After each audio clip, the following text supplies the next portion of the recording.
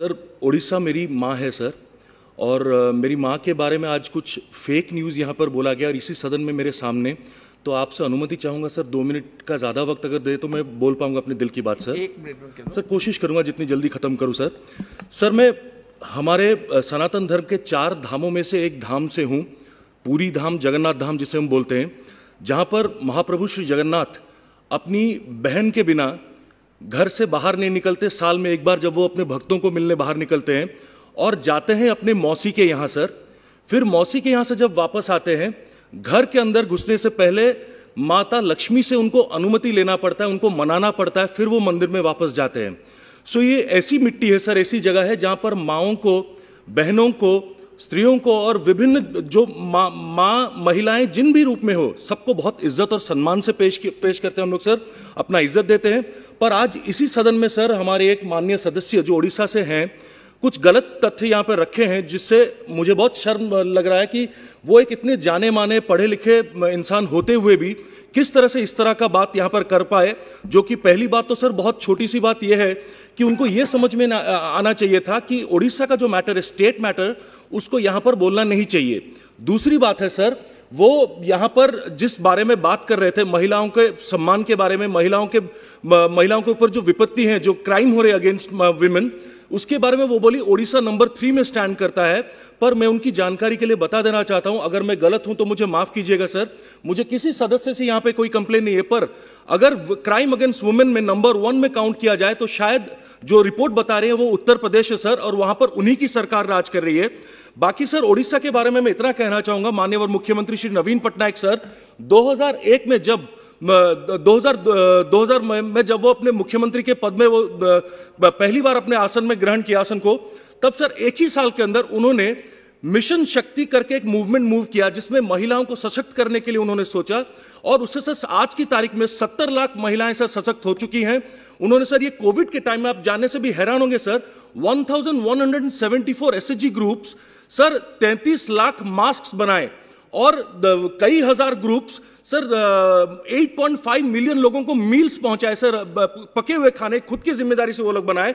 तो मैं उस राज्य से हूं सर, और आपके माध्यम से मैं इतना विनती करना चाहूंगा, जो आज की तारीख में सबसे बड़ा दुखद चीज है वो है fake news, spreading of fake news, जो झूठे, सर खत्म कर रहा हूं सर मैं, सर झूठी खबरों को बाहर अफवाह की तरह फैलाकर युवाओं को जो मिसलीड करने का जो काम होता है, ये अगर हम सब कम से कम ना रोके तो कोई और रोकेगा नहीं सर। मैं आपके माध्यम से आग्रह करूंगा माननीय सरकार से, प्रधानमंत्री जी से, जो कि हमेशा महिलाओं को आगे देने के लिए एनकरेज करते हैं, पर सर उन्हीं की पार्टी के हमारे जो नेशनल स्पोक्सपर्सन है, उन्हीं की पार्टी के जो नेशनल वाइस प्रेसिडेंट है, उन्हीं की एक संस्था सर, एक माइनर लड़की को उन्होंने, उनके काफी सारे स्टाफ लोग उनको सर गैंग रेप करके उसको इतनी बुरी तरह से उन्होंने बेरहमी से उनको तड़पाया। आदरणीय अध्यक्ष महोदय, उड़ीसा राज्य में महिलाओं के प्रति होने वाले अपराधों के तरफ मैं आपका ध्यान आकर्षित करना चाहती हूं। मैं एक महिला हूं, उड़ीसा राज्य मेरी कर्मभूमि है, और इसलिए मैं बहुत उद्विग्न हूं, परेशान हूं।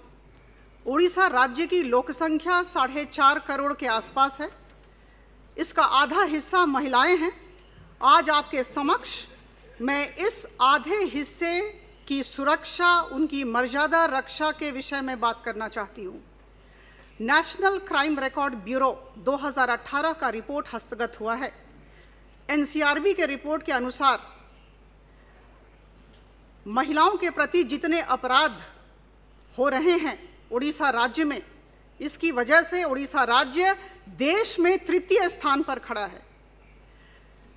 प्रत्येक 1 लाख लोक संख्या में करीबन 91.3 अपराध महिलाओं के प्रति उड़ीसा राज्य में हो रहे हैं, और यह संख्या दिन पर दिन बढ़ती जा रही है।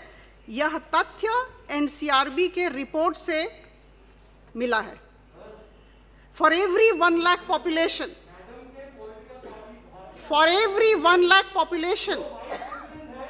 one has to remember that there are 91.3 number of crimes against women in Odisha.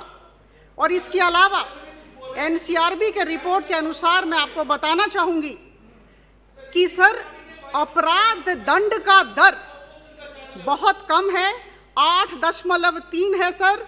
तथ्य के आधार पर बात कर रही हूँ, तथ्य भित्तिक आर्ग्यूमेंट कर रही हूँ sir. 88.3% dismal conviction rate in Odisha. उसके अलावा सर मैं कुछ कहना चाहूँगी, जो बैलेंस ऑफ केसेस है, जो पेंडेंसी है केसेस का, ये सर 94.7% है उड़ीसा में, 94.7% है, दूसरे राज्यों से बहुत ज़्यादा है सर। सर सबसे बड़ी बात है, एनसीआरबी के रिपोर्ट के अनुसार शेल्टर होम्स में, जो विमेन शेल्टर होम्स हैं उड़ीसा में, वहाँ पर लगातार महिलाओं के प्रति अपराध के वारदात बढ़ते जा रहे हैं और इसकी वजह से देश में उड़ीसा राज्य तृतीय स्थान पर है। ये एनसीआरबी के रिपोर्ट में लिखा हुआ है सर। सर कुछ दिन पहले, 1 मिनट समय लूंगी सर, कुछ दिन पहले मलकानगिरी जिले में एक आदिवासी महिला के साथ दुष्कर्म हुआ। वीरमित्रपुर में एक छोटी बालिका, नाबालिगा के साथ सर दुष्कर्म हुआ। राज्य सरकार की तरफ से जिस तरह कठोर कदम उठाने जाने चाहिए थे, हुआ नहीं है सर। स्थिति बहुत गंभीर है, चिंताजनक है, दुखदायक है। मैं महिला हूं सर, मैं अनुरोध करूंगी आपके माध्यम से मिनिस्ट्री ऑफ होम अफेयर्स को कि ये राज्य सरकार से बातचीत करें और एक प्लान ऑफ एक्शन ले सर, जिसमें स्पेसिफिक टाइमलाइंस हो। ये अपराध, महिलाओं के प्रति जो अपराध हो रहे हैं, ये कम होना चाहिए। बहुत बहुत धन्यवाद सर।